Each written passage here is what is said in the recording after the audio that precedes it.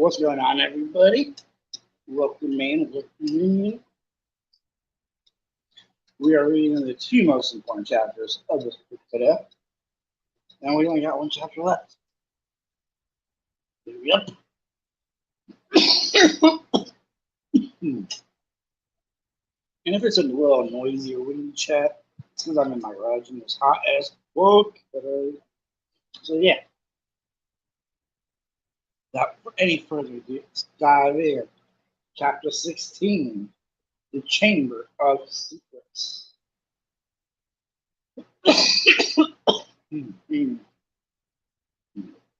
All this time we were in the bathroom, and she just picked us away.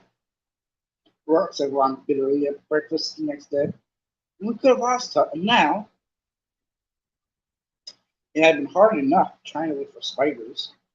Escaping her teachers long enough to sneak into the girls' bathroom, moreover, right next to the scene of the first attack, was going to be almost impossible. But something happened in their first lesson, Transfiguration, that drove the Chamber of Secrets out of their minds for the first time in weeks. 10 minutes into the class, Professor McGonagall had told them the exams would start on the 1st of June, 1 week from today. Exams? Now James thinking. Plus, kid getting exams? There was a loud bang behind Harry as Neville Longbottom's wand slipped, vanishing one of the legs off his desk. Oh, poor Neville. Professor McGonagall restored it with a wave of her own wand and turned, frowning at Seamus.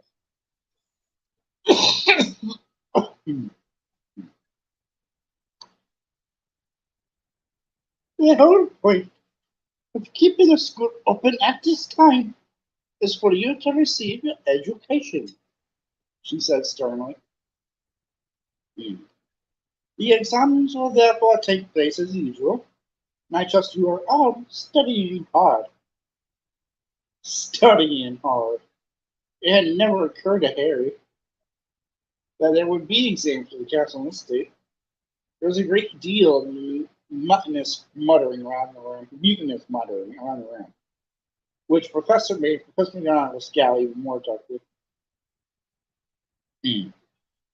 Professor Dumbledore's instructions will keep the school running as normally as possible, he said. And that, I need hardly point out, means finding out how much you have learned this year. Harry looked down at the pair of white rabbits he was supposed to be turning into slippers. What had he learned so far this year? He couldn't seem to think of anything that would be useful in an exam. Ron looked as if he'd just been told he had to go live in the Forbidden Forest. You imagine we'd taken exams with this? He asked Harry, holding up his wand, which had just started whistling loudly. Ron, my man, you need a new wand. Just saying.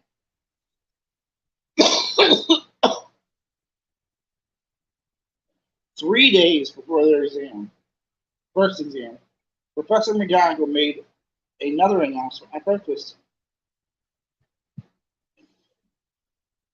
Hey, have good news, she said, in Great Hall. Instead of falling silent, he erupted. Dumbledore's coming back. You've got to air Slytherin, squealed the girl in the Ravenclaw Tower.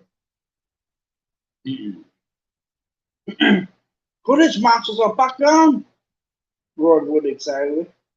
When the hubbub had subsided, Professor McGonagall said, Professor Spratt has informed me that the mandates are ready for cutting at last. Tonight, we will be able to revive those people who have been petrified. I need to remind you all that one of them may well be able to tell us who or what attacked them. I am hopeful that this dreadful year will end with our catching the culprit. There was an explosion of cheering. Harry looked over at the Slytherin table and was at all surprised to see that Draco Malfoy had joined in. Ron, however, was looking happier than he'd looked in days. Won't matter that we never asked Motto then, he said to Harry. Our mind will probably have all the answers when they wake up. Mind you, she'll go crazy when she mind finds out we've got exams in 3 days. She hasn't studied. It might be counted to leave her where she is till they're over. Just then, Ginny Weasley came over and sat next to her. She was tense and nervous, and Harry noticed that her hands were twisting in her lap. What's up? Said Ron, helping himself to more porridge. Ginny didn't say anything. They glanced up and down the Gryffindor table with a scared look on her face that reminded Harry of someone, but he couldn't think of who. Spit it out, said Ron, watching her. Harry suddenly realized who Ginny looked like. She was rocking backward and forth slightly in her chair, exactly like Dobby when he was sitting on the edge of revealing forbidden information. I've got something to tell you, Ginny mumbled, carefully not looking at Harry. What is it? Ginny looked as though she couldn't find the right word. What? Ginny opened her mouth, but no sound came out. Harry leaned forward and spoke quietly, so that only Ginny and Ron could hear him. This is something to do with Chamber Secrets. You've seen something. Someone acting oddly.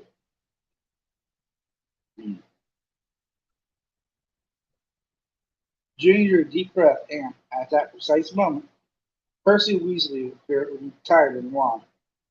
If you finish eating, I'll take that seat, Ginny. I'm starving. I've only just come off patrol duty. Ginny jumped up as though her chair had been electrified, giving Percy a fleeting, frightened look, and scampered away.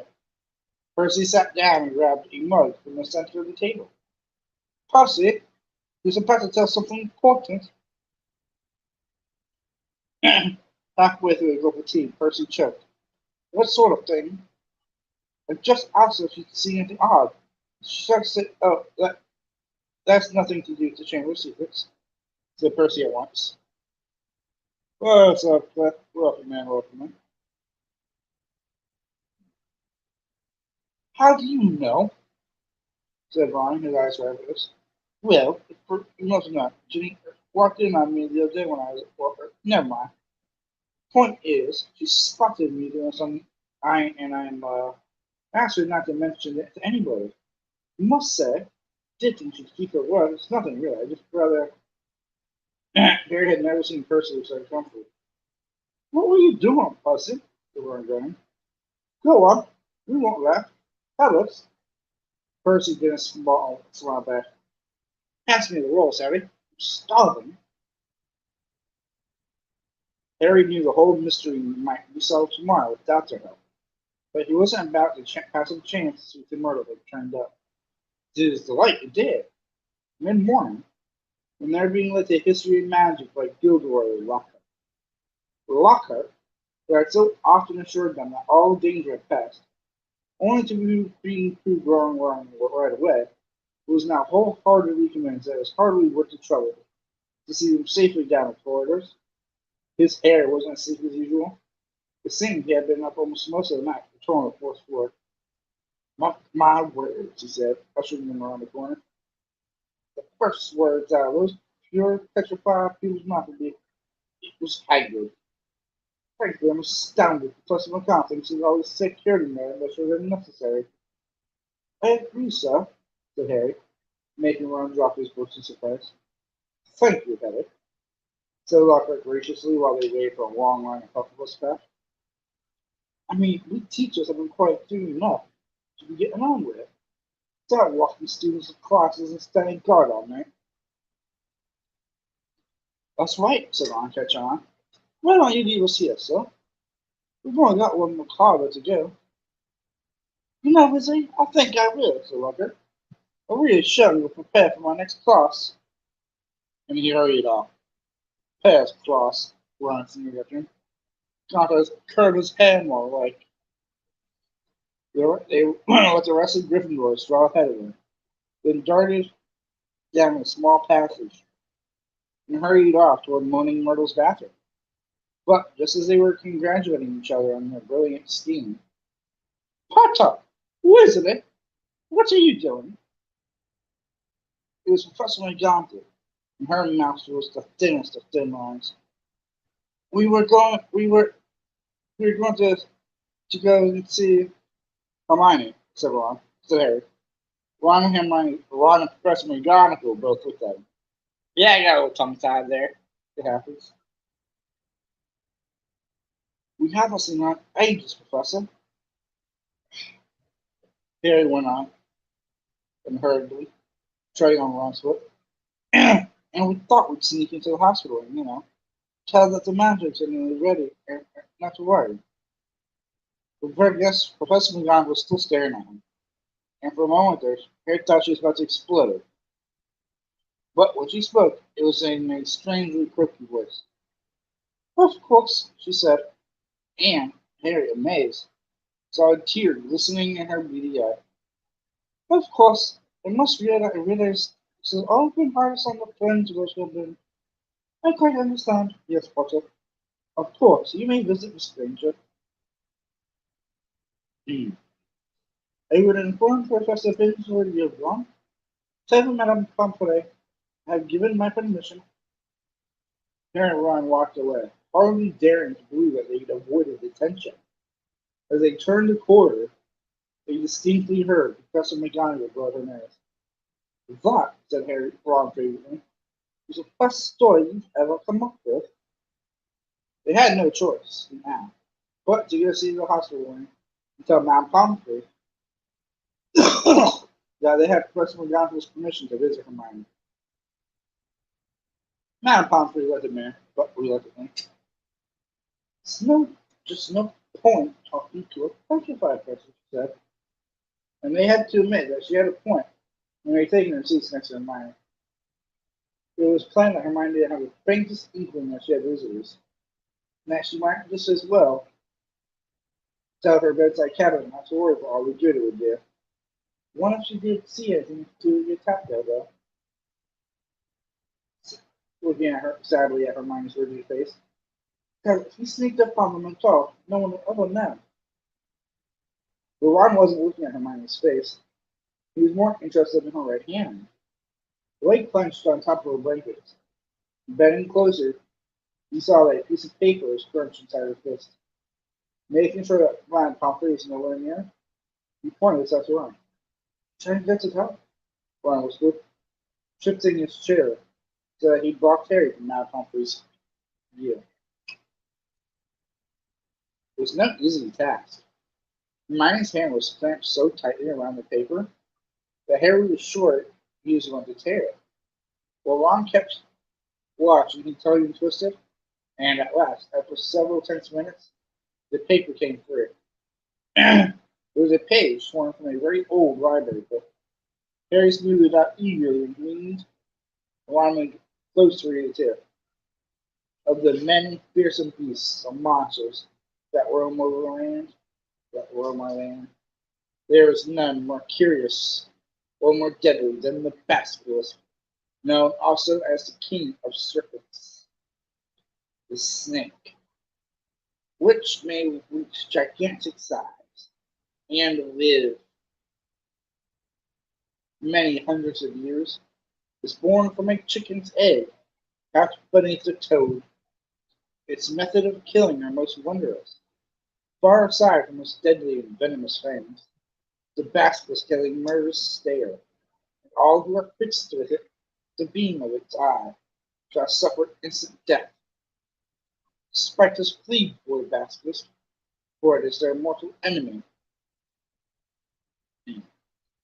and the basilisk only flees only from the crowing of the rooster, which is fatal to it.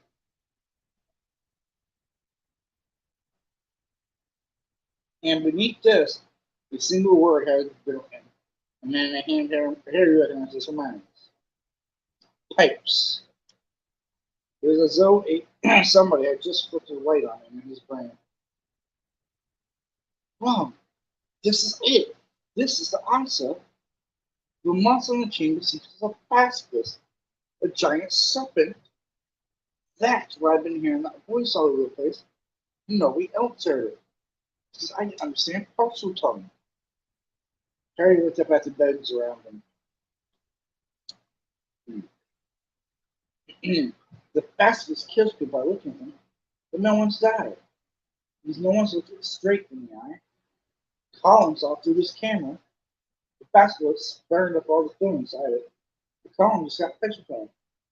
Justin, Justin must have seen the basilisk through and nearly hit his neck. Nick got the whole blast of it, but he couldn't die young.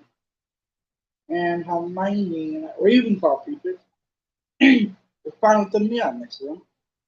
Hermione had just realized the monster was a basilisk. Bet you anything she was the first person she met with dark horns the near first. And that girl pulled out her mirror and Ron's jaw had dropped. And Mrs. Morales. Harry thought hard, picturing the scene of the night on Halloween. The water, he said slowly. It's a flood from Moni Mitchell's bathroom. I bet you Mrs. Norris wants to reflection. He scanned the page in his hand eagerly. The more he looked at it, the more it made sense. The fastest flees from only the Crone's rooster, which was fatal to it. Hagrid's roosters were killed.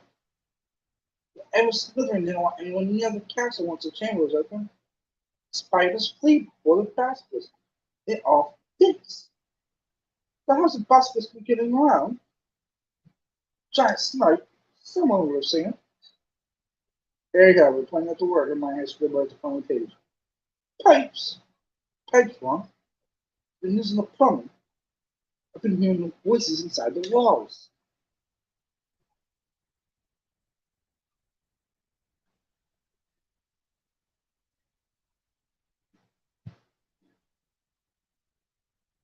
Ron suddenly grabbed Harry's arm. The entrance to the chamber of secrets, he said hoarsely. What if it's in a bathroom? What if it's in Moaning Mario's bathroom? Said Harry. They sat there, excitement coursing through them, hardly able to believe it. This means I can't believe I can't be the only person out in the school. The Aversillian ones went too. That's how he's doing controlling the baskets. What are we going to do? Said Ron. His eyes were flashing. Should we go straight to McGonagall? Let's go to the staff room. She'll be there in 10 minutes. Soon be break. It's nearly break. They ran downstairs, not wanting to be discovered, hanging out around in another corridor. Ash, I need to water real quick. A little wet my whistle.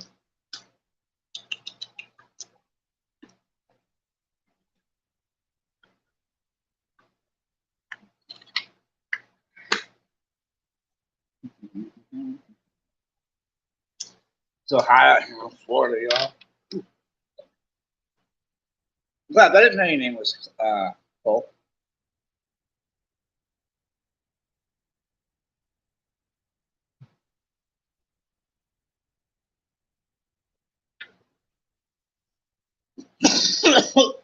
But the bell to see the break never came. Instead, echoing through the corridors came Professor McGonagall's voice, magically magnified. All students to return to the house dormitories at once. All teachers return to read the staff room. Immediately, please. With the whistle and a little dab. You actually got to.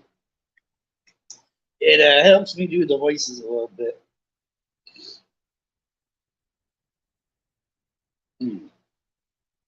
Harry wheeled around to stare at Ron. Not another attack, not now. What would we do? Said Ron aghast. Go back to the dormitory.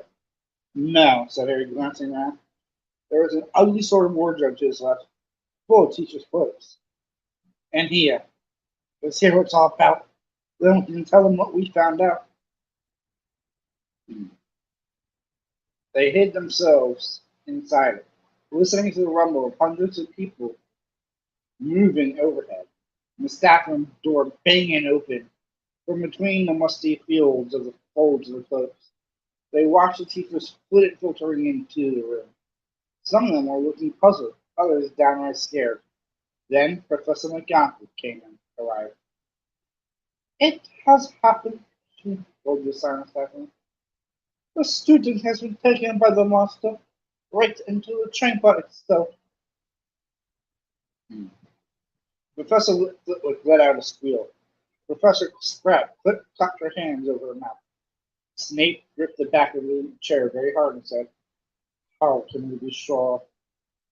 "The heir of Slytherin," said Professor McGonagall, who was very right. "Left another message, right underneath the first one. Her skeleton will lie in the chamber forever." "Who is it?" Professor Gritton inquired. "Who isn't?" said Madame Hooch, who had sunk weak-kneed into a chair. "Which student?" "Ginny Weasley." Harry felt Ron slide silently down onto the wardrobe floor beneath beside him. "We shall have to send all the students home now, tomorrow. This is the end of Hogwarts. Dumbledore always said." The staff room banging door opened again. For one wild moment, Harry was sure it'd be Dumbledore. He was sure, but it was Lockhart, and he was beaming. "So sorry, those off. What have I missed?" He didn't seem to notice that the other teachers were looking at him with something remarkably like hatred. Snape stepped forward. "Just a man," he said. "The very man. The girl has been snatched by the Lockhart monster." "Strike that. Reverse it." "Hmm. Just a man," he said. "The very man. A girl has been snatched by the monster, Lockhart, taken into the chamber of secrets itself. Your moment has come to us." Lockhart blanched. "Hmm? That's right, Gilderoy," continued Professor Scott. "Weren't you just saying last night that you've known all along the entrance to the chamber of secrets?" I. "Yes. Didn't you tell me that you're sure you know what was inside it?" cried the Professor. Did I? I don't recall." "I certainly remember you saying you're sorry you didn't have a crack at the monster before I was arrested," said Snape. "Didn't you say before the affair had been bungled, my views should have been given a free rein for the first?" Lockhart stared around at his stony-faced colleagues. I really never. You may have misunderstood." "We'll leave it to you then, Gilderoy," said Professor McGonagall. "Tonight would be an excellent time to do it. We'll make sure everyone's out of your way. You'll be able to tackle the monster by yourself. Free reign after us." Lockhart gazed desperately around him, but nobody came to the rescue. He didn't look remotely handsome anymore. He bit his lip and he was trembling, and in the absence of his usually toothy grin, he looked weak-chinned and feeble. "Very well, then. I'll be in my office getting ready."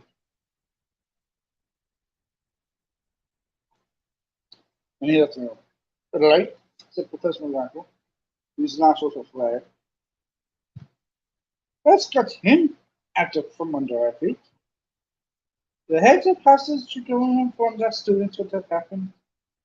Tell them the Hogwarts Express will take them home first thing tomorrow.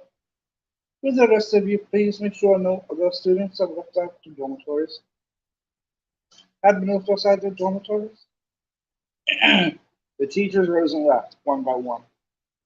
It was probably the worst day of Harry's entire life. He, Ron, Fred, and George sat together in a corner of the Gryffindor common room, unable to say unable to say anything to each other. Percy wasn't there. He had gone on to send an owl to Mr. and Mrs. Weasley, then shut himself in the dormitory. No afternoon ever lasted long at that one, nor had Gryffindor Tower ever been so crowded, yet so quiet. Near sunset, Fred and George went to bed, unable to sit there any longer. She knew something, Harry, said Ron, speaking for the first time since they had entered the wardrobe of the staff room. That's why she was taken. It wasn't some stupid thing about Pussy at all. She'd found out something about the chamber's secrets. That must be why she was. Ron rolled his eyes frantically. And she was a pureblood. There can't be any other reason. Harry could see the sun sinking, blood red below the skyline. This was the worst he had ever felt. If only there was something they could do. Anything. Headed. Do you think there's any chance at all that, Harry didn't know what to say. He couldn't see how Jimmy could still be alive. You know what, Sarah? I think we should go and see Lockhart. Tell him what we know. He's going to try and get into the chamber. We can tell them where we think it is, and tell them it's a hospice down there. Because Harry couldn't think of anything else to do, and because he wanted to do something, he agreed. The Gryffindors were around them were so miserable and felt so sorry for the Weasleys that nobody tried to stop them as they got up. Across the Gryffindor common room. Oh, as they got across the room and left through the portrait hall. Darkness was falling as they walked down to Lockhart's office. There seemed to be a lot of activity going on inside it. They could hear scraping, thumps, and hurried footsteps. Harry knocked, and there was a sudden silence from inside. Then the door opened the tiniest crack. They saw one of Lockhart's eyes peer into it. "Oh, Mr. Potter, Mr. Visitor," he said, opening the door a bit wider. "I'm rather busy at the moment. If you'd be quick." "Plus, we've got some information for you," said Harry. "Think it'll help you." Well, it's not terribly." The sight, the sight of Lockhart's face that they saw looked very uncomfortable. "I mean, well, all right." He opened the door and they entered. His office had been almost completely stripped. Two large trunks stood open on the floor. Robes, jade green, lilac, midnight blue, had been hastily folded into one of them. Books were jumbled untidily into the other. The photographs that had covered the walls were now crammed into the other boxes. "Are you going somewhere?" said Harry. Well, yes," said Lockhart, ripping a life-size picture of himself from the back of the door as he spoke and started rolling it up. "As you go, unavoidable. Got to go." "What about my sister?" said Ron jerkily. "Well, I said that. Most unfortunate," said Lockhart, avoiding her eyes as he wrenched the drawer and started emptying the contents into a bag. "No one regrets more than I. You are the defense against the dark arts, teacher," said Harry. "You can't go now. Not with all the dark stuff going on here." "Well, I must say, when I took the job," Lockhart muttered, now piling socks on top of his herbs, "nothing in the job description. Didn't expect. You mean you're running away?" said Harry disbelievingly. "After all that stuff you did in your books. Books can be misleading," said Lockhart exactly. "You wrote them," Harry shouted. "My dear boy," said Lockhart, straightening up and frowning at Harry, "do use your common sense. My books wouldn't have sold half as well if people didn't think I'd actually done all of them. No one wants to read about some ugly old Armenian werewolf, even if he did save a village from werewolves. He wasn't truthful on front cover. No dress sense at all. And the witchy Banshee had a heavy chin. Come on. So you've just been taking credit for what other people have been doing," said Harry reproachfully. Patty," said Lockhart, shaking his head impatiently. "It's not nearly as simple as that. There was work involved. I had to track down those people, ask them exactly how they managed to do what they did.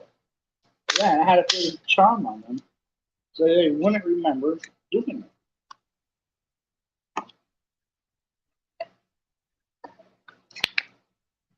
If it's one thing I pride myself on, it's my memory terms. No, it's been a lot of work, Harry. It's not all book signings and publicity photos, you know. You want fame, you have to be prepared for a long, hard day. Robbing people of memories, and yeah.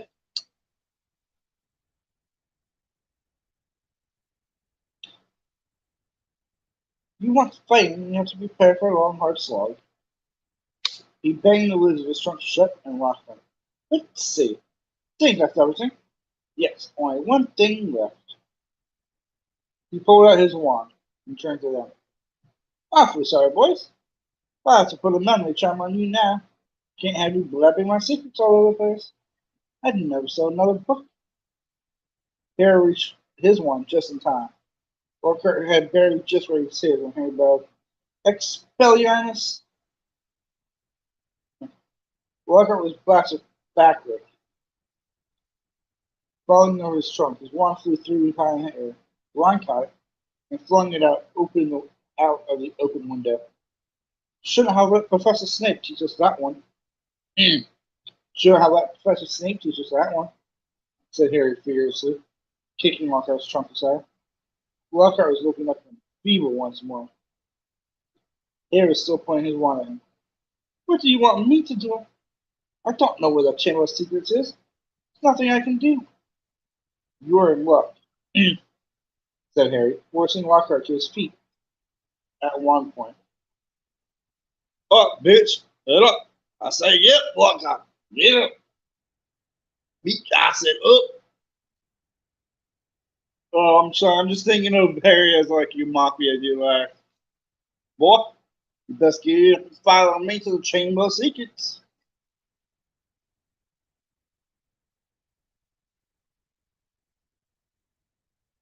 We think we know where it is and what's inside it. Let's go. They marched Lockhart out of his office and down the nearest stairs, along their corridor, when the messages shown on the wall, to the door of Moaning Myrtle's bathroom. They sent Lockhart in first. Harry was pleased to see that he was shaking. Moaning Myrtle was sitting on the trunk and left it. Yeah, because the female toilet also has a trunk. Hmm. Moaning Myrtle was sitting on the tank of the end toilet. Oh, it's you, she said when she saw Harry. What do you want this time? To ask you how you died. Myrtle's whole aspect changed at once. She looked as though she had never been asked such a flattering question. Oh, it was dreadful, she said with relish. It happened right in here.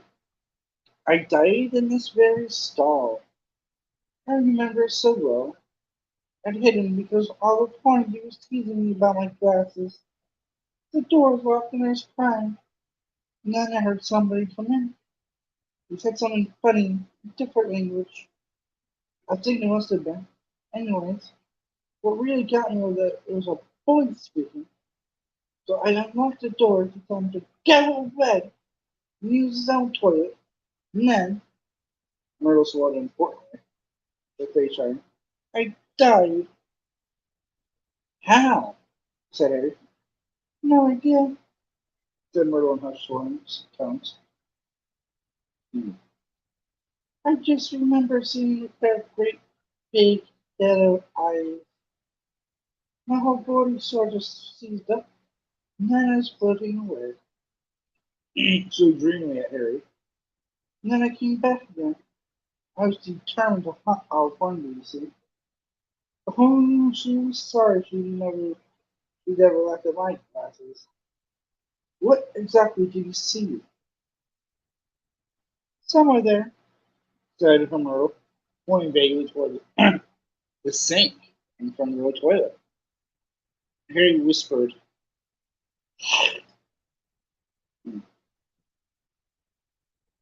somewhere there. Harry hurried over to it.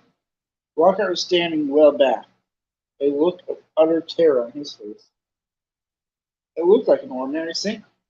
We examined every inch of it, inside and out, including the pipes below. And then Harry saw it. Scratched on the side of one of the copper taps was a tiny snake. That tap's never worked, said Myrtle brightly as he tried to turn it. Harry, said Ron, say something. Something Tongue. But it's that hard. The only time he managed to speak Tongue was when faced with a real snake. He stared hard at the tiny engraving, trying to imagine it was real. Open up, he said. He looked at Ron, who shook his head. English. Harry looked back at the snake, willing himself to believe it was alive. It moved his head. The candlelight might make that it was moving. Open up. Except the words weren't what he heard. A strange hissing had escaped him, and at once the tap glowed with a brilliant white light and began to spin. The next second, the sink began to move. The sink, in fact, sank right out of sight, leaving a large pipe exposed, a pipe wide enough for a man to slide into. Harry heard Ron gasp and looked up again. He had made up his mind what he was doing when he did it. I'm going down, man. You're gonna go. Not now that they had found the entrance to the chamber. Not if there was suspecting the slimmest, wildest chance that Jimmy might be alive. Me too, said Ron. There was a pause. Well, you hardly seem to need me, said Walker with a shadow's old song. I'll just. He put his hand on the doorknob. But Ron and Harry both pointed their wands at him. You can go first.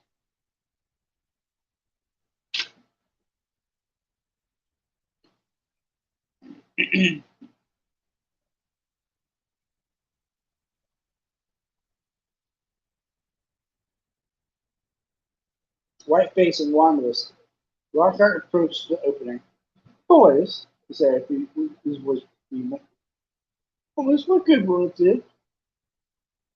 Harry jabbed him in the back with his wand. Lockhart slid into his legs into the pipe. I really don't think, he started to say. But Ron gave him a push and he slid outside.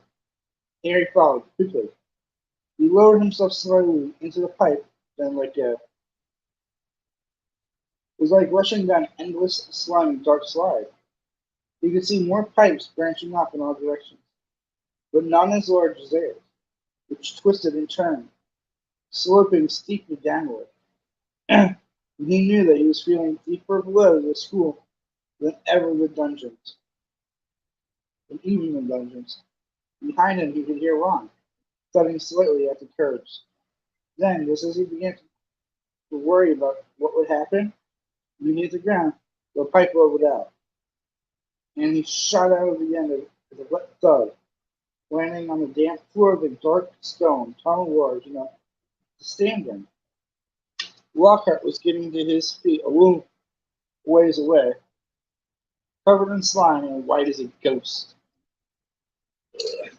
Almost like me. No, not that way.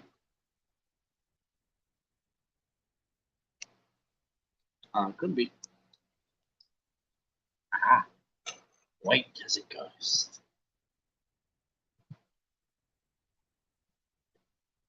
We must be. Harry stood aside as Ron came whizzing out of the pipe too. We must be miles under the school, said Harry, his voice echoing in the black tunnel. Under the lake, probably, said Ron, squinting around at the dark, slimy walls. All three of them turned to stare into the darkness ahead. Lumos, murmured Harry murmured to us and Ron lit it again. Come on, he said to Ron and Lockhart, and off they went, their footsteps slapping loudly on the wet floor. The tunnel was so dark that they could only see a little distance ahead. The shadows on the wet walls looked monstrous in the lamplight.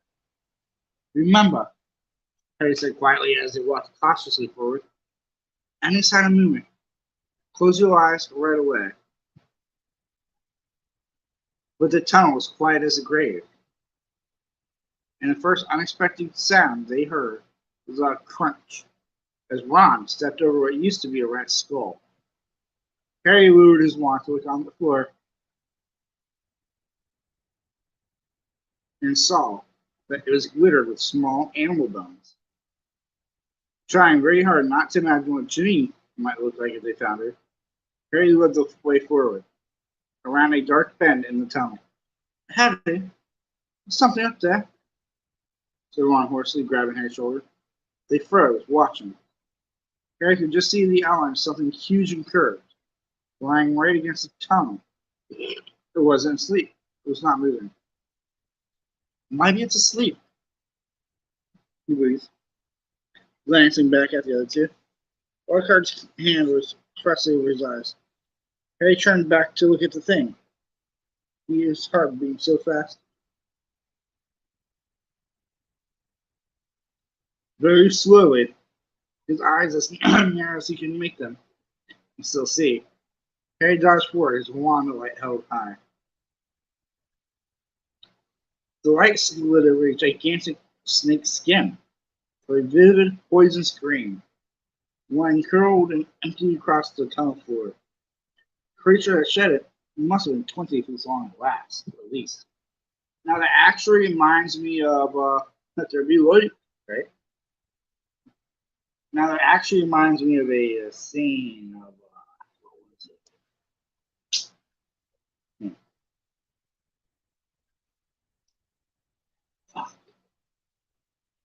Can't remember what I was thinking of. Oh well.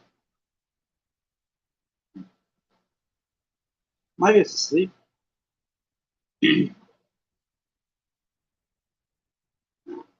Trying hard not to. Hey, there's something up there, said Ron Percy.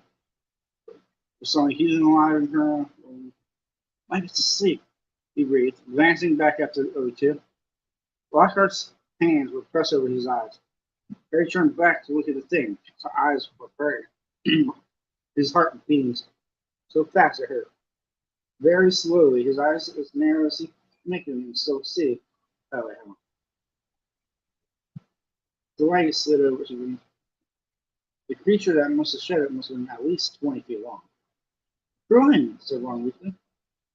There was a sudden movement behind them. Gilderoy Lockhart's knees had given way. Get up, said Ron sharply, pointing his wand at Lockhart. Lockhart got to his feet, and he dived at Ron, knocking him to the ground. Harry jumped forward, but too late. Lockhart was straightening up and panting, Ron's wand in his hand, gleaming a gigantic smile, or a gleaming smile back on his face. The adventure ends here, boys, he said. I shall take a bit of his skin back up to school, tell them it's too late to save the girl, and that you two tragically lost your minds at the sight of her mangled body. Say goodbye to your memories. He raised one Ron's spell-taped wand over his head and yelled, Obliviate! The wand exploded with the force of a small bomb. He flung his arms over his head and ran, slipping over the coils of snakeskin, out of the way of the great chunks of tunnel ceiling that were thundering to the floor. Next moment, he was standing alone, gazing at a sidewalk of broken rock. Ron! Ron! Are you okay, Ron? I'm here, came on muffled voice from behind the rock wall. I'm okay. This kid's knocked up. He got blasted by the woman. It was a dull thud and a loud ow sounded as though Ron had just kicked Lockhart in the shins. Lockhart kind of deserved it. Just saying.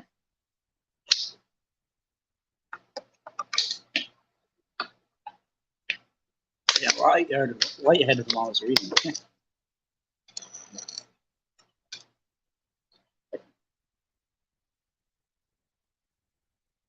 Harry looked back at what now? We can't get through. It'll take ages. Harry looked up at the tunnel ceiling. Huge cracks had appeared in it. He had never tried to break apart anything as large as these rocks by magic. Now it didn't seem like a good moment to try. What the whole tunnel caved in. There was another thud, another ow from behind the rocks. They were wasting time. Ginny had already been in the Chamber of Secrets for hours. Harry knew that there was only one thing to do. Wait here, he called. Go on. Wait was locked up. I'll go one. I'm not back in an hour. There was a very pregnant pause. How can a pause be pregnant? No, not a right question. I'm trying to shift someone's rock, he called Ron. Wait was locked up. Alright, said Ron, who seems to be trying to keep his voice steady. So you come. Can you get back through? And Harry, I'll try and shift someone's rock, said Ron. You seem to be trying to keep his voice steady. So you come back through. And Harry, see you in a bit, said Harry, trying to interject some confidence into his shaking voice. And he set off alone past the giant snakeskin. Soon the distant noise of Ron straining to shift the rocks was gone. The tunnels turned and turned again. Every nerve in Harry's body was tingling unpleasantly. He wanted the tunnel to end, yet dreaded what he'd find when they did. And then, at last, he crept around yet another bend, and he saw a wall ahead on which two intertwined serpents were curved, their eyes set with great glinting emeralds. Harry approached. His eyes were very dry. There was no need to pretend that those stony snakes were real. Their eyes looked strangely alive. He could guess only what he had to do. He closed it, cleared his throat, and the emerald eyes seemed to flicker. Open, said Harry in a low, faint hiss. The serpents parted as well as cracked open. The halves slid, smoothing out of sight, and Harry, shaking from head to foot, walked inside. The Heir of Slytherin, Chapter 17. All right, we are taking a brief intermission. I gotta go get more ice for my Arctic Air. Get my cold water while it's in the deep freezer real quick. And we will be back to read Chapter 17. I don't think it's incredibly long. Nah, 20 pages. I'll be able to knock this out by half hour. So, just later, Riz. Be back in a moment. Yep. I'm going to be back in a moment. I said, I'm just going to refill on water and all that good stuff.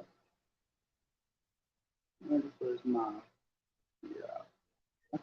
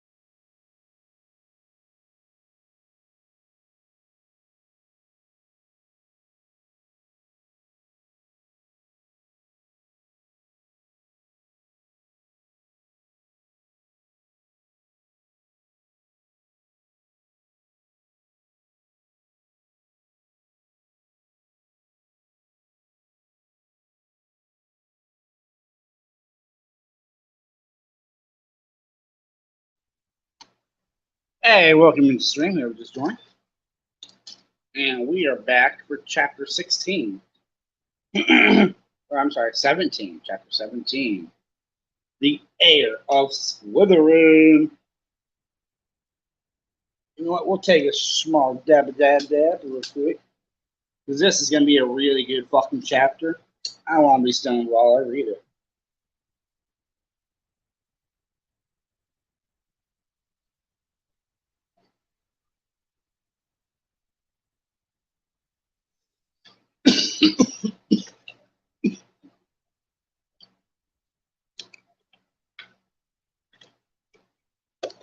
Nah, Rex, you need to watch for ghosts for me. The one I do a sleep-in stream. That's when I need to know if there's any ghosts about. Chapter 17. The Heir of Slytherin. He was standing at the end of a very long, dimly lit chamber. Towering stone pillars entwined with more carved serpents rose to support a ceiling lost in darkness, casting long black shadows through the odd greenish gloom that filled the place.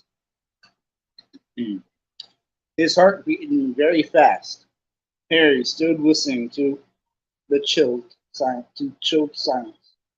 Could the basilisk be lurking in a shadowy corner behind a pillar? And where was Ginny?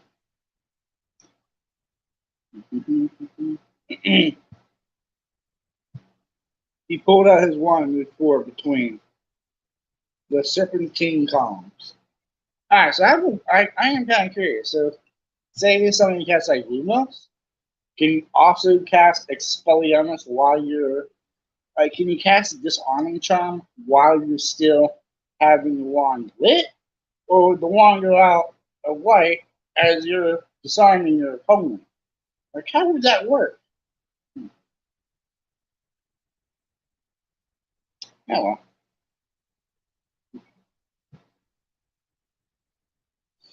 Yeah, I'm just curious. I've never been curious about that, but now I kind of am. Every careful footstep echoed loudly off the shadowy walls. He kept his eyes narrow, ready to tamp them shut at the small sign of movement. The hollow eye sockets of a stone snake seemed to be following him. More than once, with a jolt of his stomach, he thought he saw one stir. Then, as he drew level with the pair of last pillars, a statue high as the chamber itself loomed into view, standing against the black wall. The back wall, not the black wall. I don't know why I saw the back wall. Right? Very good question, right? Harry had to crane his neck to look up into the giant face above. It was ancient and monkeyish, with a long, thin beard that fell almost to the bottom of the wizard's sweeping stone robes, where two enormous gray feet stood on the smooth chamber floor, and between the feet, face down, lay a small, black-robed figure with flaming red hair. "Ginny!" Harry muttered, sprinting to her and dropping him to his knees. "Ginny, don't be dead! Please, don't be dead!" He flung his wand aside, grabbing Ginny's shoulders, and turned her over. Her face was white as marble, and as cold. Yet her eyes were closed, so she wasn't petrified. But then she must be. "Ginny, please, wake up!" Harry muttered desperately, shaking her. Ginny's head wobbled hopelessly from side to side. "She won't wake," said a soft voice. "She won't wake," said a soft voice. Harry jumped and spun around on his knees. A tall, black-haired boy was leaning against the nearest pillar, watching. He was strangely blurred around the edges, as though Harry was looking at him through a misted window. There was no mistaking him. "Tom? Tom Riddle?" Riddle nodded, not taking his eyes off of Harry's face. "What do you mean she won't wait?" Harry said desperately. She's not. She's not. She's still alive," said Riddle, "but only just." Harry stared at him. Tom Riddle had been at Hogwarts 50 years ago, yet here he stood, a weird and misty light shining about him, not a day older than 16. Are you a ghost? Harry said uncertainly. A memory, said Riddle quietly.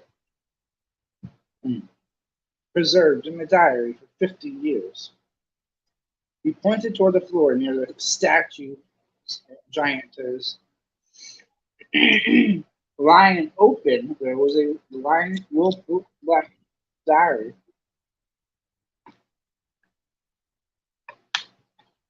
that Harry had found in Moaning Myrtle's bathroom. For a second, Harry wondered how it had got there, but there was more pressing matters to deal with. You've got to help me, Tom, Harry said, raising Ginny's head again. We've got to get her out of here. It's a basilisk. I don't know where it is, but it can be unlocked any minute. Please help me.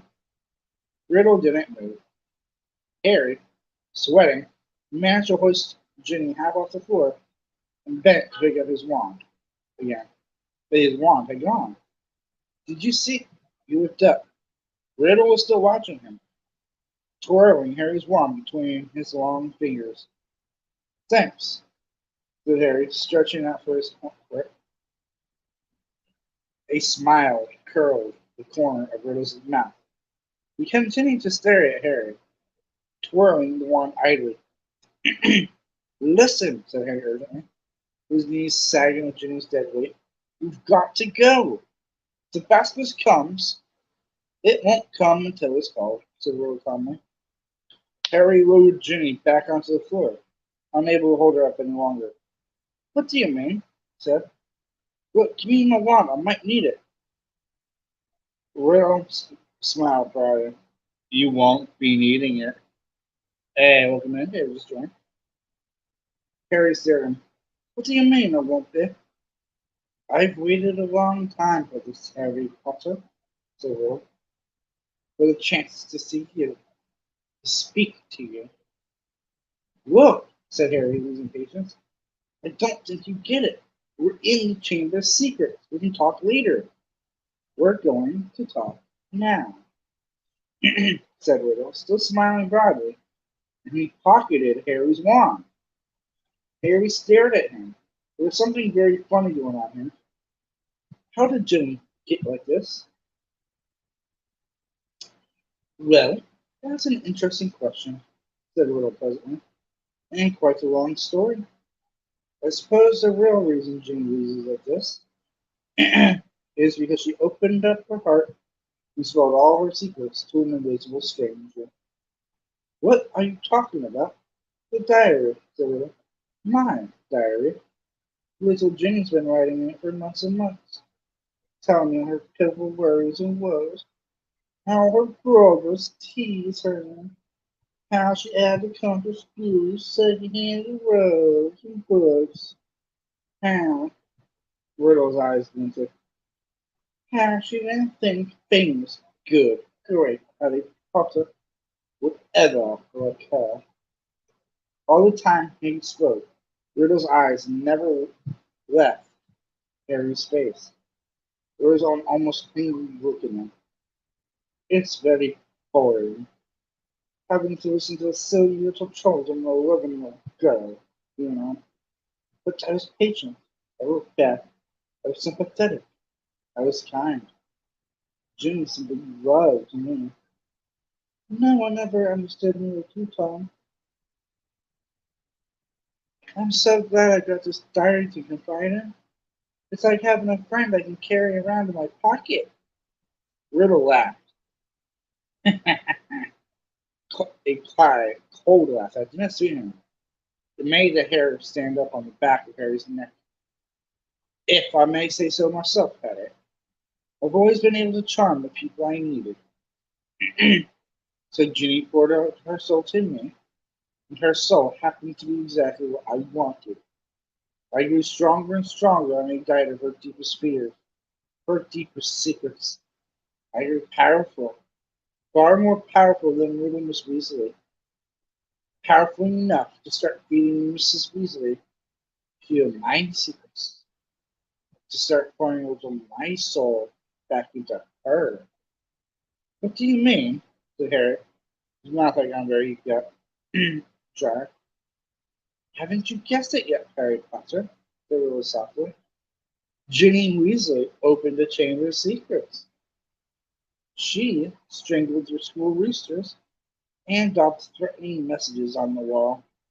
She set the secret set the serpent of Slytherin on 4 mudbloods and the squished cat. No. Yes, said Riddle calmly. Of course, she didn't know what she was doing at first. It was very amusing. I wish you could see her new diary entries. Far more interesting they became. Dear Tom, he recited, watching Harry's horrified face. I think I'm losing my memory. There are rooster toys all over my robes, and I don't know how they got there. Dear Tom, I can't remember what I did one on the night of Halloween, but a cat was attacked and I got paint all down my front. Dear Tom, Percy keeps on telling me I'm pale and not myself. Thinks he suspects me. There's another attack. I don't know where it was. Tom, what am I going to do? I think I'm going mad. I think I'm going attacking everyone, Tom. Harry's fists were clenched, nails digging deep into his palms. It took a very long time for that stupid little Ginny to stop trusting her diary hero, but she finally became suspicious and tried to dispose of it. And that's where you came in, Harry. You found it. That couldn't have been more to be likely. Of all the people who could have picked it up, it was you, the very person I was most anxious to meet. Yo, what's up, James Gaga? Thanks for that thumbs up, my guy. I always appreciate that from you, man. And why did you want to meet me? Said Harry. Anger was coursing through him, and it was an effort to keep his voice steady. Well, you see, Jane told me all about you, Harry, said Riddle. Your whole fascinating history. His eyes roved over the lightning scar on Harry's forehead, and their expressions were hungrier. I knew I must find out more about you, talk to you, meet you if I could. So I decided to show you my famous capture of Great Oak Tiger, gaining your trust. Hagrid's my friend, said Harry, his voice now shaking. You framed him, didn't you? Thought you made a mistake, but Riddle laughed his high laugh again.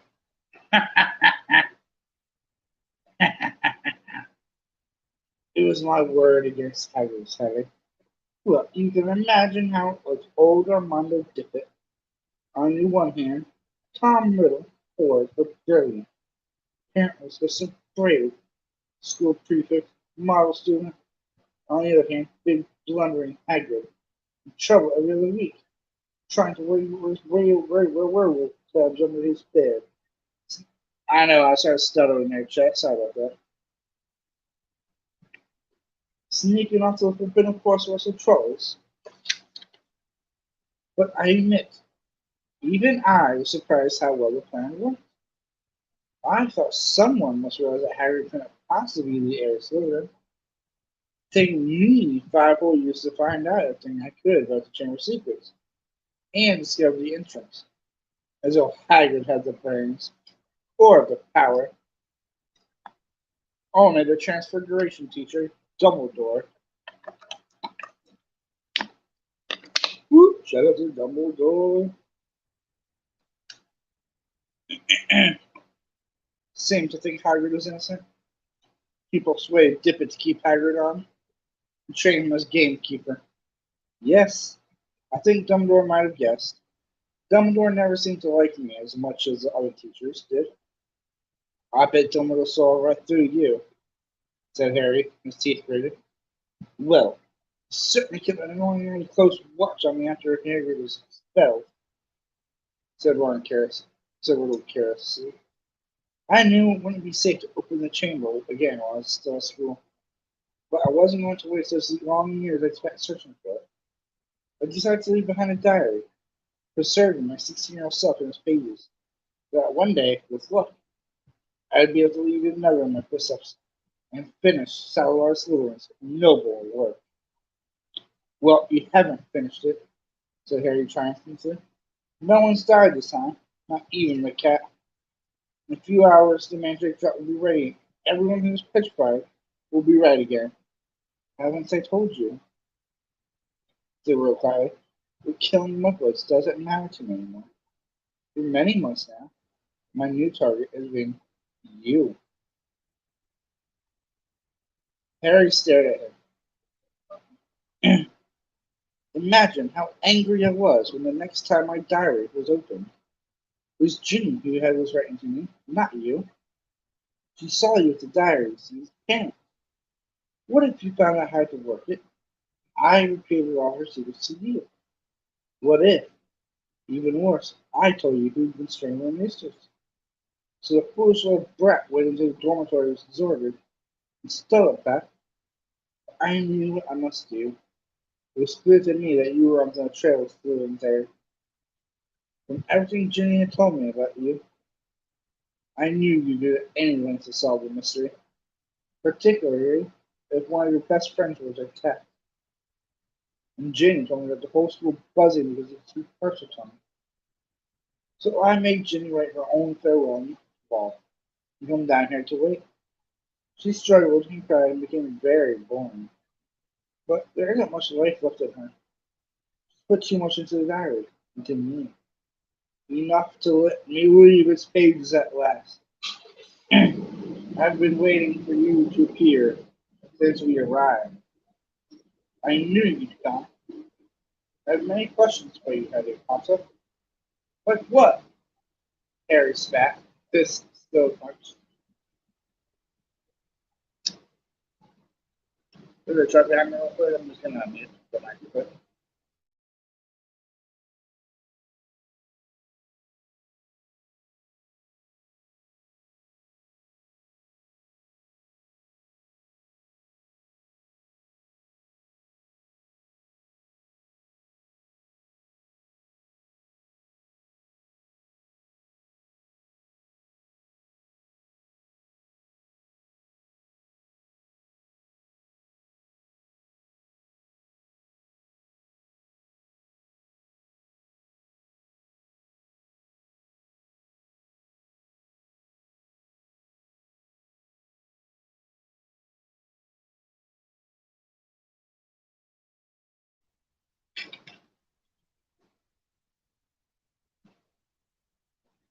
I meant to say truck. Damn TR.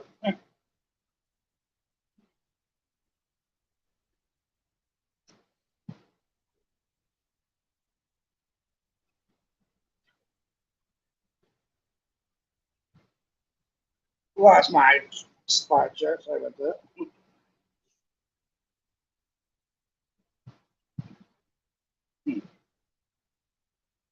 What if you found out how to work now? Well,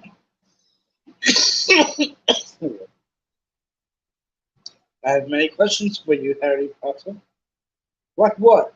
Harry spat, fist still clenched. Well, said Riddle, smiling pleasantly, how is it that you, a skinny boy with no extraordinary magical talent, managed to defeat the greatest wizard of all time? How did you escape with nothing but a scar while Lord Voldemort's powers were destroyed? There was an odd red gleam in his hungry eyes now. Why do you care how I escaped? Voldemort's after you, time. Voldemort, said Riddle softly, is my past, present, and future. Harry Potter. He pulled Harry's wand from his pocket and began to trace it through the air, writing three shimmering words: Tom Marvolo Riddle. Then he waved the wand once, and the letters of the names rearranged themselves.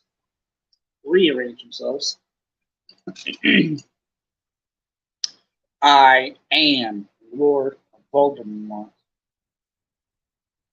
You see, he whispered. It was a name I was already using at Hogwarts. To my most intimate friends only, of course. You think I just want to use my filthy muggle father's name forever. I, in whose vein runs the blood of Salazar Slytherin himself through my mother's side, to keep the name of a foul muggle who abandoned me even before I was born, just because he found out his wife was a witch? No, Harry. I fashioned myself a new name, a name I knew wizards everywhere would one day fear to speak, when I had become the greatest sorcerer in the world. Harry's brain seemed to jam. He stared numbly at Riddle, at the orphaned boy he had grown up to murder Harry's own parents and so many others. At last he forced himself to speak. "You will not," he said, his quiet voice full of hatred. "Not what?" "Not," snapped Riddle. "Not the greatest sorcerer in the world," said Harry, breathing fast. "I'm sorry, that's some balls, though. If you're telling Voldemort that he's not the strongest wizard in the world, that's some balls, Harry. Respect, my dog. Respect. Hashtag Harry's got balls." So I'm playing. Don't hashtag that. Although he does got some. He's got some courage. Dumbledore's been driven out of the castle by the mere memory of me. "He's not as gone as you might think," Harry retorted. He was speaking at random, wanting to scare Riddle, wishing rather than believing it to be true. Riddle opened his mouth, but froze. Music was coming from somewhere. Riddle whirled away around to stare down the empty chamber. The music was growing louder. It was eerie, spine-tingling, unearthly. It lifted the hair on Harry's scalp and made his heart feel as though it was swelling to twice its normal size. Then, as the music reached such a pitch that Harry felt it vibrating in his own lips, flames erupted at the top of the nearest pillar. A crimson bird the size of a swan had appeared, piping its weird music to the vaulted ceiling. It had a glittering golden tail as long as a peacock's, and gleaming golden talons, which were gripping a ragged bundle. A second later, the bird was flying straight at Harry. He dropped the ragged thing and it was carrying on its feet, then landed heavily on his shoulder. As it folded its great wings, Harry looked up and saw that it had a long, sharp golden beak and a beady black eye. The bird stopped singing. It was sat and still warm next to Harry's cheek, grazing steadily at Riddle. "That's a phoenix," said Riddle, staring shrewdly back at it. "Fox?" Harry breathed, and he felt the bird's golden claws squeeze his shoulder gently. "And that," said Riddle, now eyeing the ragged thing that Fox had dropped, "that's the old school sorting hat." And so it was.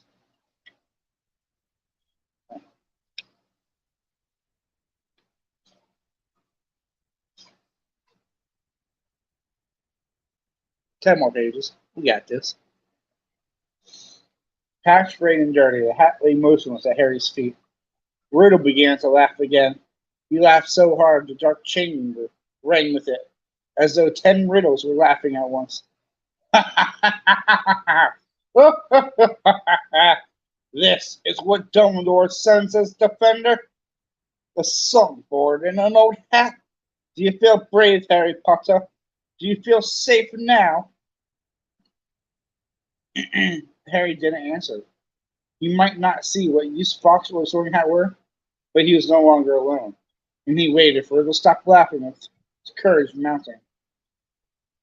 "To business, Harry," smiling, said Riddle, still smiling broadly.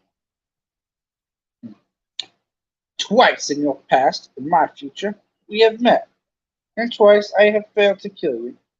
How did you survive? Tell me everything." "The longer you talk," he added softly, the longer you stay alive.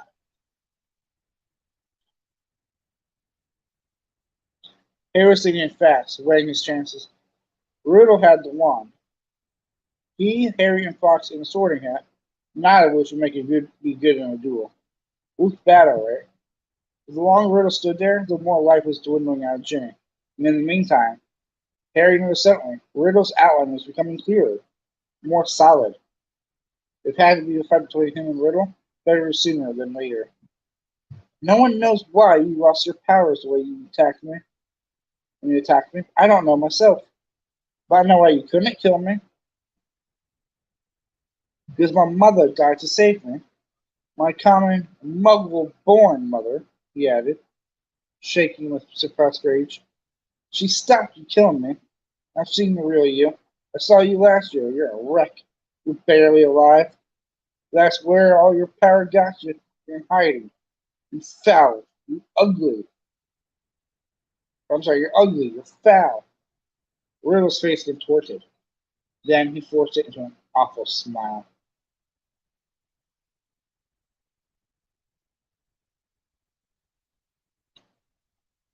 So, your mother died to save you. Yes. That's a powerful counter charm. I can see now. There's nothing special about you after all. I wondered, you see, because there are strangeness between us. Strange likenesses between us, Harry Potter.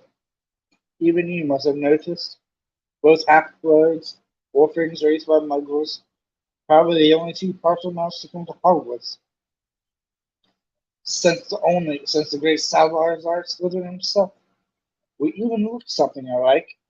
But after all, it was merely a lucky chance that saved you from me. That's all I want to know.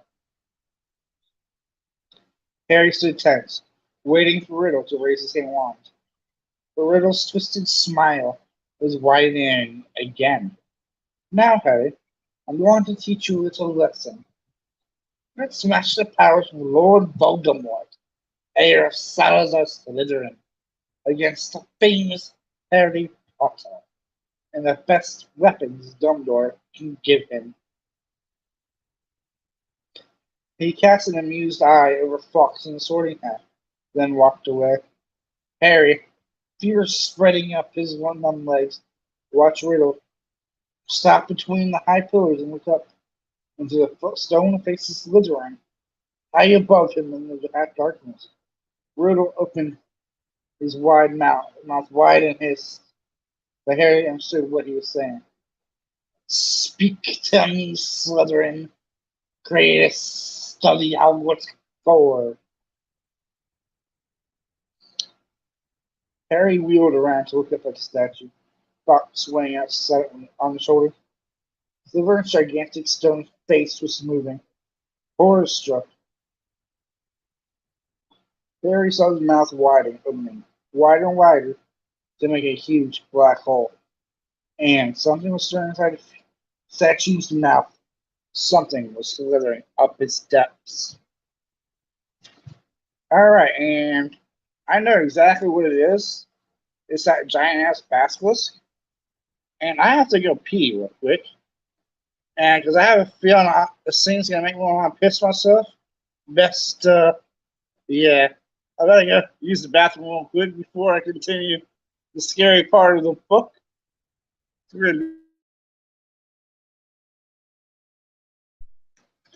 Watch out for the ghost to me again, please.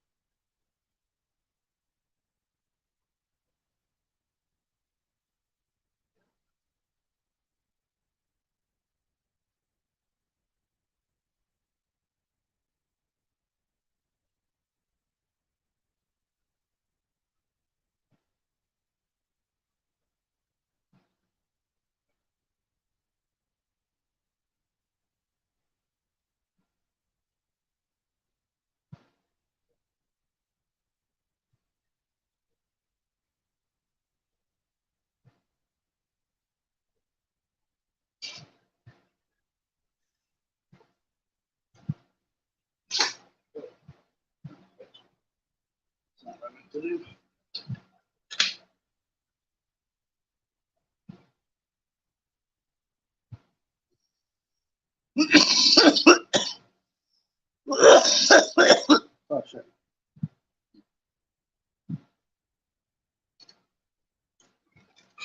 Ah, we are back. Hmm. Harry backed away so he hit the dark chamber wall, and as he shut his eyes tight, he felt Fox's wings sweep his cheeks as he took flight. Harry wanted to shout, "Don't leave me!" But what chance did a phoenix have against the king of serpents? Something huge hit the stone floor of the chamber. Harry felt a shudder. He knew what was happening. He could sense it. He could almost see the giant serpent uncoiling itself from Slytherin's mouth. Then he heard Riddle's hissing voice. "Kill him."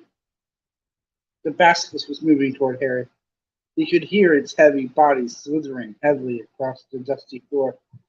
Eyes still tightly shut, Harry began to run blindly sideways, his hands outstretched, feeling his way. Voldemort was laughing. Harry tripped. He fell hard onto the stone and tasted blood. The serpent was barely feet from him. He could hear it coming. There was a loud, explosive spitting sound right above him. And then something heavy hit Harry so hard he was smashed into the wall. Waiting for things to sink into his body, he heard more mad hissing, something thrashing wildly off the pillows. He couldn't help it. He opened his wide eyes to squint at what was going on. The enormous serpent, bright, poisonous green, thick as an oak trunk, had risen itself in the air, and its great blunt head was weaving drunkenly between the pillars. As Harry trembled, ready to close his eyes, turned, He saw what had distracted the snake. Fox was still soaring at its head, and the basilisk was snapping fiercely at him with its fangs and long, thin as sabers. Fox dived. His long golden beak sank out of sight, and a sudden shower of dark blood spattered across the floor. The snake's tail thrashed, narrowly missing Harry. And before Harry could shut his eyes, it turned. Harry looked straight into the face and saw that its eyes, both its great, bulbous yellow eyes, had been punctured by the phoenix. Blood was streaming to the floor, and the snake was spitting in agony. No! Harry heard Riddle scream. Leave the bird! Leave the bird! The boy is behind you! You can still smell him! Kill him! The blinded serpent swayed, confused, still deadly. And can I just stop and point out how much of a little sissy pants that Lord Voldemort is? He has Harry Potter's wand. Why doesn't he just kill him right then and there? Just saying. If Voldemort wasn't so stuck on his pride, he could have killed him right then and there in the chamber. Just saying. The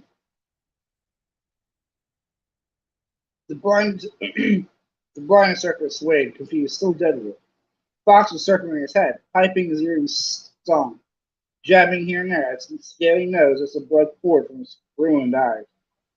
Help me! Help me! Harry muttered loudly. Someone! Anyone! The snake's tail whipped across the floor again. Harry ducked. Something soft hit his face. The basilisk had swept a sorting hat into Harry's arms. Harry seized it. It was all he had left, his only chance. He rammed it on his head and threw the hat onto the floor as the basilisk's tail swung over him again. Help me, Harry thought, his eyes screwed tighter under the hat. Help, please, help me. There was no voice answering the voice. Instead, the hat contracted, as though an invisible hand was squeezing it very tightly. Something very hard and heavy thudded onto the top of Harry's head, almost knocking him out. Stars winking in front of his eyes. He grabbed the top of the hat to pull it off, and he felt something long and hard beneath it. Something long and hard? Now, Rowling. I didn't know you got to that territory now, girl. Just kidding, chat. A gleaming silver sword had appeared inside the hat, its handles glittering with rubies the size of eggs. Kill the boy! Leave the bird! The boy is behind you! Snip! Snap him! Harry was on his feet, ready. The basilisk's head was falling, his body flowing around, hitting pillars as it twisted to face him. He could see the vast, bloody eye sockets, see the mouth stretching wide enough to swallow him whole, lined with fangs as long as the sword, thin, glittering, venomous. It lunged blindly. Harry dodged at it. As it hit with the chamber wall. It lunged again, and its forked tongue lashed Harry's side. He raised the sword in both his hands. The basilisk lunged again. This time, its aim was true. Harry threw his whole weight behind the sword and drove it to the hilt into the roof of the serpent's mouth. But as warm blood drenched Harry's arm, he felt a searing pain just above his elbow. One long, poisonous fang was sinking deeper and deeper into his arm, and it splintered as the basilisk kneeled over sideways and fell, twitching to the floor. Harry slid down the wall. He gripped a fang that was spreading poison through the body and wrenched it out of his own arm. But he knew it was too late. White, hot pain was spreading slowly and steadily from the wound. Even as he stopped, the fang and washed his own blood soaking his robes, his vision went foggy. The chamber was dissolving in a whirl of dull color. A patch of scarlet swam past, and Harry heard a soft clatter of claws beside him. Fox, said Harry thickly. You're fantastic, Fox. He felt the bird lay its beautiful head on the spot where the serpent's fang had pierced him. He could hear echoing footsteps, and then a dark shadow moved in front of him. "You're dead, Harry Potter," said Riddle's voice above him. "Dead. Even Dumbledore's bird knows it. Do you see what he's doing, Potter? He's crying." Harry blinked. Fox's head slid in and out of focus. Thick, curly tears were trickling down the glossy feathers. "I'm going to sit here and watch you die, Harry Potter. Take your time. I'm in no hurry." Harry felt drowsy. Everything around him seemed to be spinning. "So ends the famous Harry Potter," said Riddle's distant voice. "Alone in the Chamber of Secrets, forsaken by his friends, defeated at last by the Dark Lord he so unwisely challenged. You'll be back with your dear mudblood mother soon, Harry. She bought you 12 years of fatherly time, but Lord Voldemort got you in the end, as you knew he must." But this was dying, Harry thought. It's not so bad. Even the pain was leaving him. But was this dying? Instead of going black, the Chamber of Secrets was coming back into focus. Harry gave his head a little shake. It was Fox, still resting his head on Harry's arm. A pearly patch of tears was shining all over him, except there was no wind. "Get away, bird," said Riddle's voice suddenly. "Get away from him," I said, "Get away." Harry raised his head. Riddle was pointing Harry's wand at Fox. There was a bang like a gun, and Fox took flight again in the world of gold and scarlet. "Phoenix tears," said Riddle quietly, staring at Harry's arm. "Of course, healing powers. I forgot." He looked into Harry's face. "But it makes no difference. In fact, I prefer it this way. Just you and me, Harry Potter. You and me." He raised the wand. Then, in a rush of wings, Fox had to soar back overhead and something fell into Harry's lap. The diary! For a split second, both Harry and Riddle, wands still raised.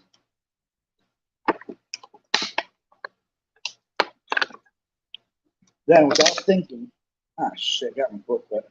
Book check. Fox was crying over my book.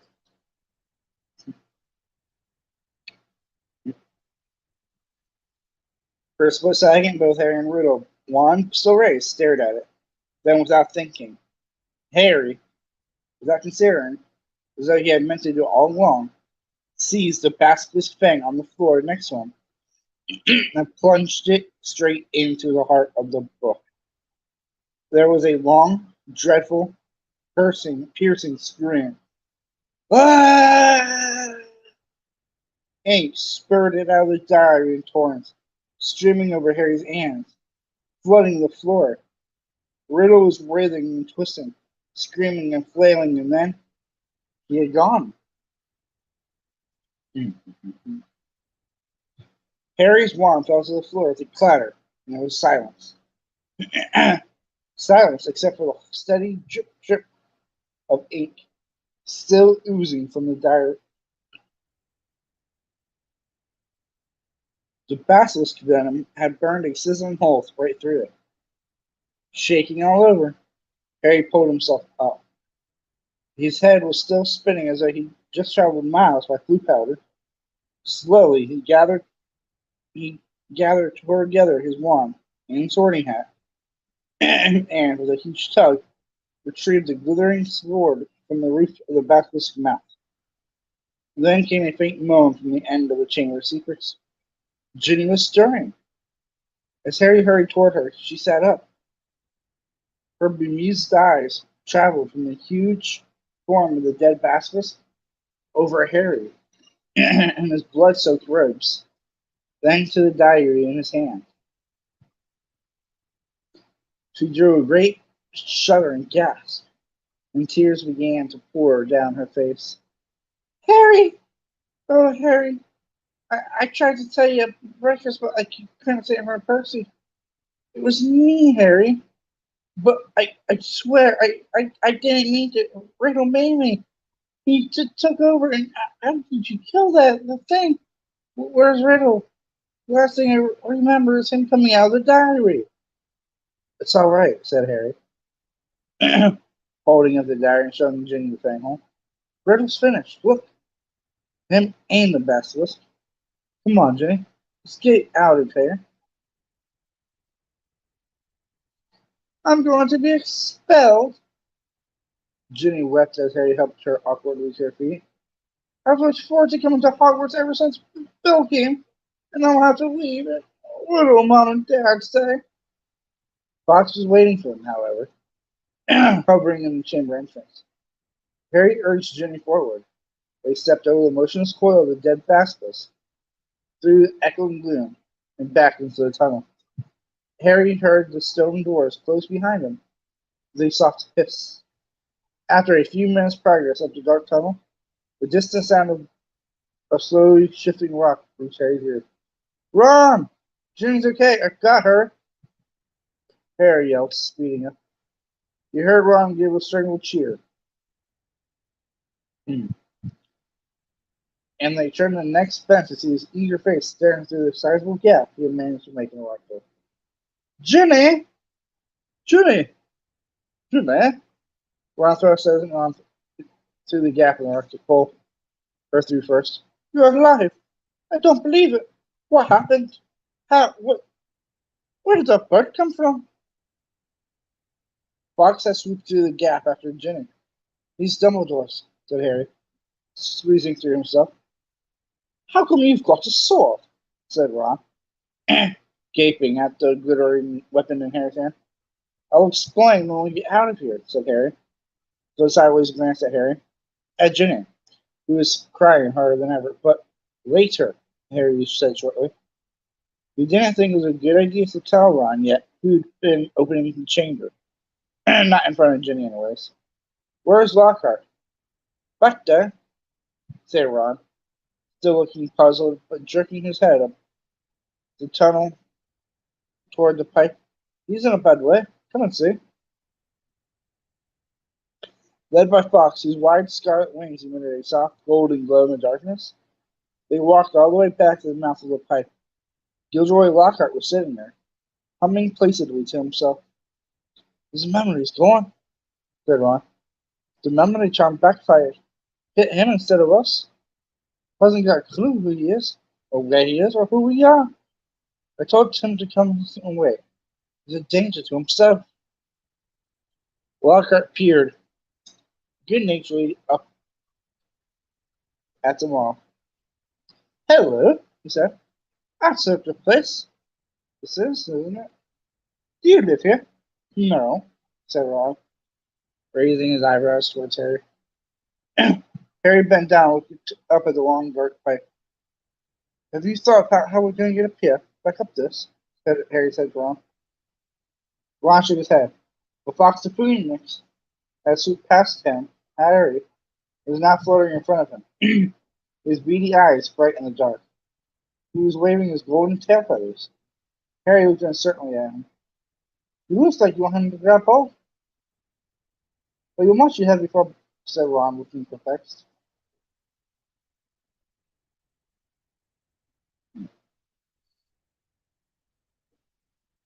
But you must you have before a bird will pull up there. Fox, said Harry, isn't an ordinary bird. He turned quickly to the others.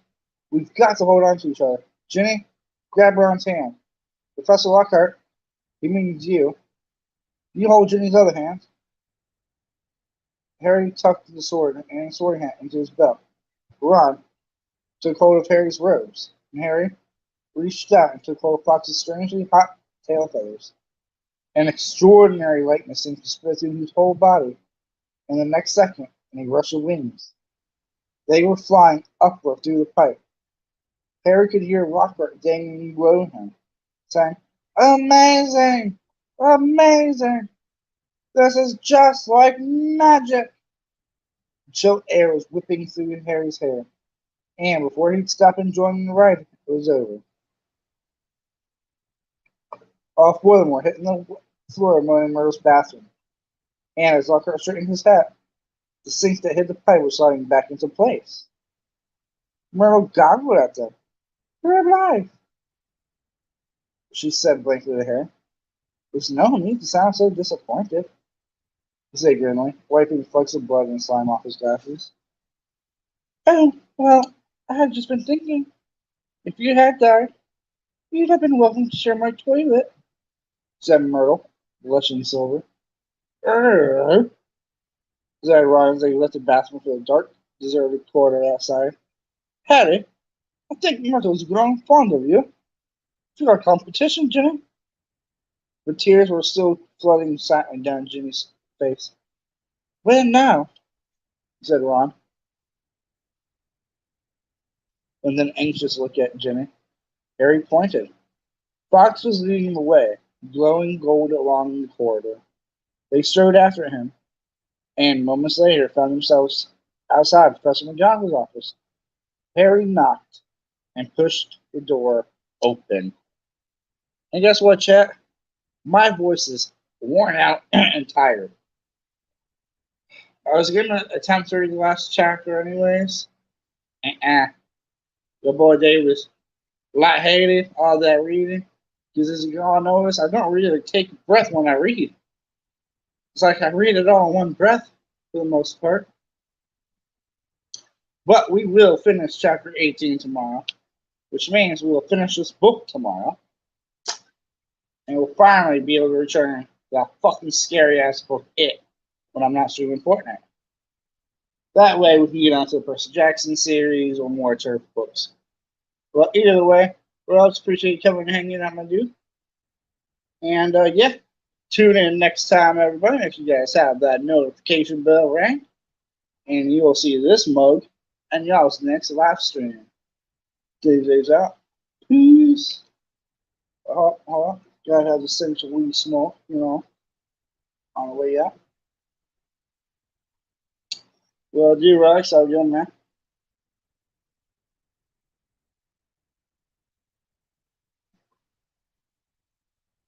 Daves-Raves out. Peace.